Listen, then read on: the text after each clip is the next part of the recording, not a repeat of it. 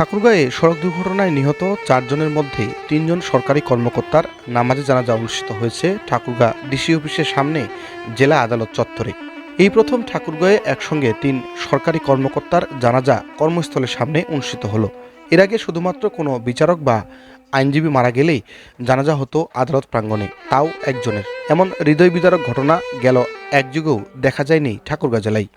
সোমবার ভোরে ঠাকুরগাঁ থেকে মাইক্রোবাসে রংপুরে একটি সেমিনারে অংশ নিতে যাচ্ছিলেন জেলা প্রশাসনের 7 কর্মকর্তা, কিন্তু দিনাজপুরের বীরগঞ্জ উপজেলার প্রাণনগর এলাকায় পৌঁছালে বিপরীত দিক থেকে আসা সিমেন্টবাহী ট্রাকের মুখোমুখি সংঘর্ষ হয়। এতে দুমড়ে মুচড়ে যায় মাইক্রোবাসটি। ঘটনাস্থলেই প্রাণ হারান 4 জন।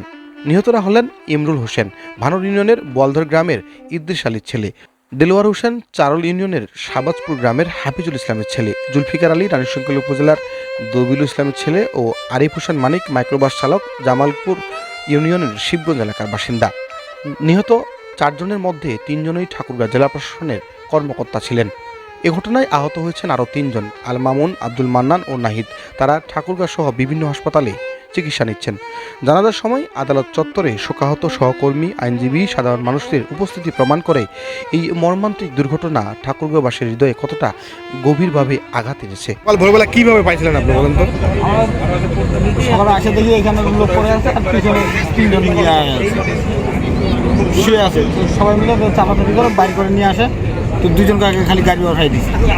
ঘটনাস্থলে কজন মারা গেছিল? এই ঘটনাস্থলে 2 জন মারা গেছে। আচ্ছা, আর বাকি ড্রাইভার কি অবস্থা ছিল? ড্রাইভার এখানে শুতেছিল, শুয়েছিল। আর ট্রাকের লোকজনকে পাননি আপনারা? না, ট্রাকের লোকজন পাই নাই। গাড়িটার তো অবস্থা খুব খারাপ। গাড়ির অবস্থা খুব খারাপ।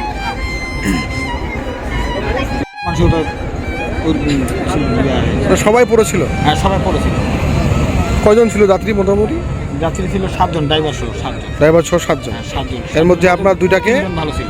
3 জন ভালো ছিল, 2টা মারা গেছিল, 2টা খুব অবস্থা খারাপ ছিল। হ্যাঁ, খুবই অবস্থা খারাপ। ওদেরকে সাথে সাথে একটা আমাদের এখানে মাইক্রো নিয়ে আসে, ওঠাই দেওয়া হয়েছে, সদরে টান দেওয়া হয়েছে। আচ্ছা।